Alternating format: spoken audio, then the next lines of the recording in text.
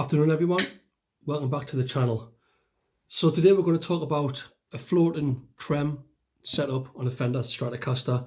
Why you would want a floating trem setup as opposed to either a decked tremolo setup like that or a blocked tremolo setup, which is basically placing a bit of wood in there to completely block the tremolo off, which is what players like Eric Clapton prefer.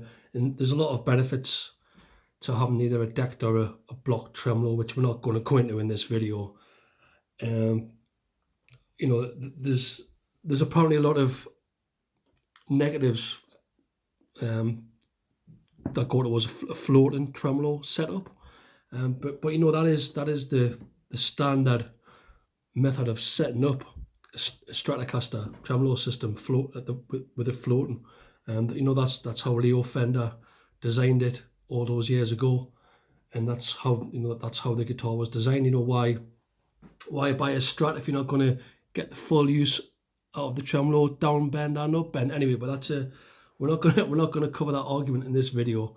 I'm going to take you through a few reasons why I prefer a floating trem setup that aren't mentioned on a lot of YouTube videos, and I'm going to show you a few things that I've discovered as well that aren't common, that you might want to check out when you're actually setting up your floating tremolo system. Okay, so here we go. So some of the benefits that aren't mentioned about a floating tremolo, firstly, is string tension. So with a blocked tremolo, well, a decked or a blocked tremolo, what will happen is the tremolo will sit flat to the body like that, and I'll just show you that will increase the break angle. Don't know if you can see that, the break angle of the string over the saddles. When you have it floating, that decreases the break angle. So what that'll do is, the more break angle you've got, the less tension you're going to have in the strings, which is definitely a benefit in my book. It'll feel nicer to play all over. I mean, bends, what will happen with bends is, when you bend a string, you'll be able to, the bridge moves, so when you're bending notes, you'll have to sort of bend the strings further, but there'll be less tension. So you're going a little bit further, but it'll feel nicer when you're bending strings. So I'd say if you bend strings a lot, which I do, a floating trem is definitely preferable. I mean, the obvious benefit of a floating trem also is, you've got your up and down bend. So for example, if you're, that wasn't a very good example, but if you're playing chords and you're holding the trem at the same time, it's a much more natural, nicer effect than just having a down bend. So you've got that tone available to you, which you haven't got if you've got a decked or a blocked. Well, if you've got a blocked trem, you haven't even got the option of going down. But if you've got a decked trem, stuff like vibrato on chords doesn't sound as good as having a floating trem.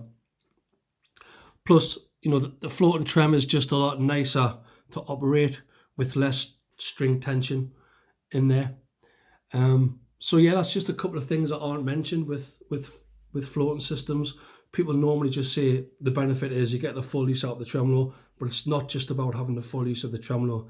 It's about the Strat having less tension and playing how it should play.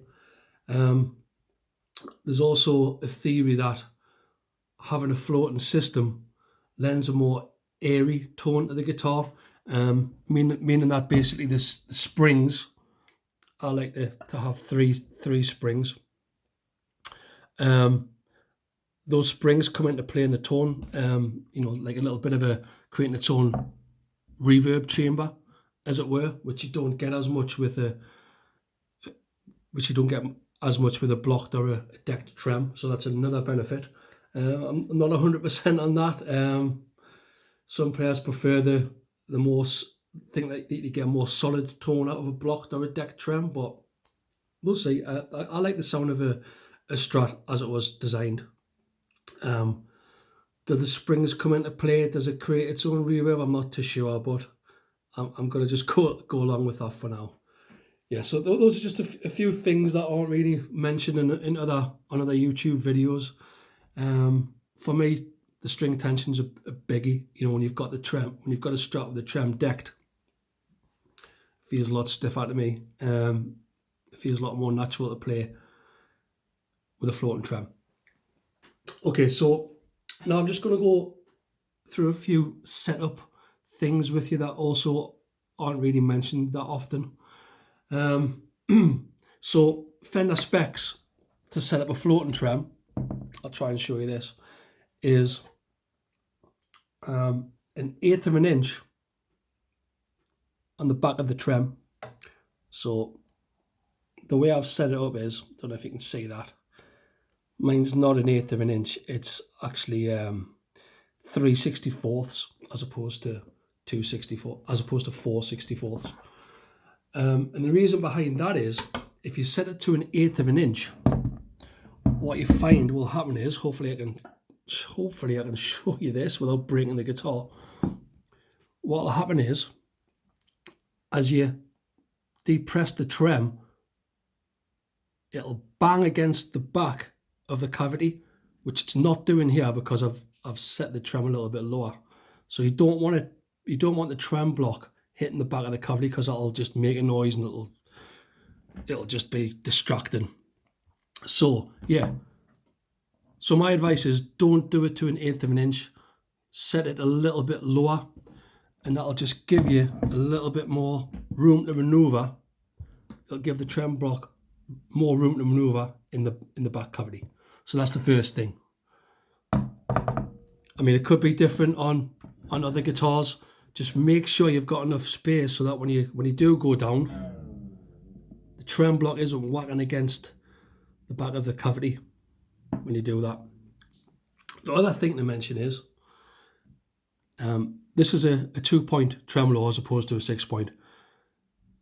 So I can't really comment on the 6-screw tremolos, but on a 2-point, Fender spec says this tremolo, it's basically the plate is going to be flush to the body, and this is flush to the body. So if I just pull that back, that is flush to the body. But these screws can't be all the way down. They need to be raised a little bit. Why? Because when you go down, the plate will start clanking up against the screws. You want to just raise them a little bit to give the trem room to maneuver. Otherwise, it's just going to go ting, ting, ting every time you dive bomb, basically. So that's just raise those screws a little bit. The trem will still be decked, but it'll give the plate a little extra room to maneuver as well. So that's the other thing. Just a word on the springs. I like to set them up the three springs. If I had to put another spring in there, it would have increased the tension, wouldn't have felt as nice. Arranged in that sort of configuration, that's instead of them being all straight, they sort of come together in the middle at the claw, and that's the sort of setup that I've arrived at. And that's about it, really. You know, players sort of complain about a floating trem system having tuning issues. What I would say is, just get a pencil. When you're restringing the guitar, these are block saddles as opposed to bent steel, so it's a bit easier with the block saddles because they've got the grooves. But just a bit of pencil lead in each of those grooves, and then come to the headstock end. Sorry about that. Bit of pencil lead again in each of the nut slots, and then a bit of pencil lead underneath the spring tree. Basically, all of the contact points. Just whack a bit of pencil. Just draw some pencil lead, some graphite into there, and that'll ensure that there's no friction in the system, which will mean that you'll have a tremolo stays in tune. So, that counters one of the arguments that, a standard Stratocaster trem won't stay in tune when it floats. It will. Even the 6-point systems can be made to stay in tune, and these 2-point systems are even better.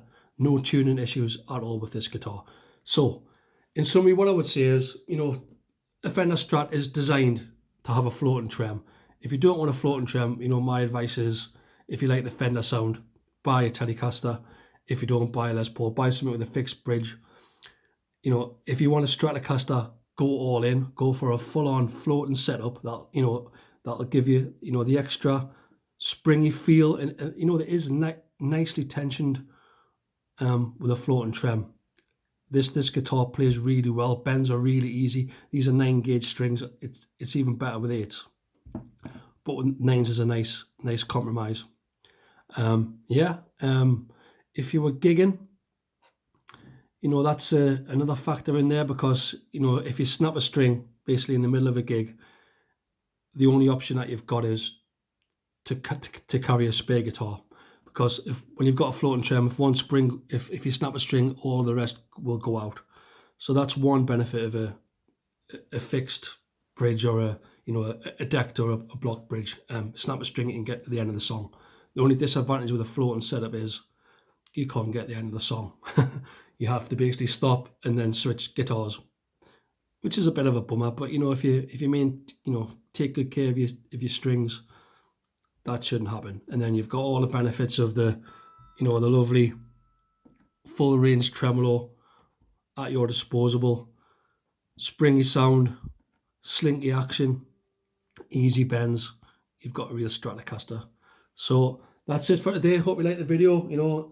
If you disagree, there's a lot of people out there that swear by the deck trem. A lot of Eric Clapton fans, they go for the block tremolo, and there's a lot of players out there that go with the floating. So tell us what you think. Tell us if I'm wrong. Tell us if you agree. Drop us a comment. Drop us a like. Subscribe to the channel. I'll see you in the next one. Bye.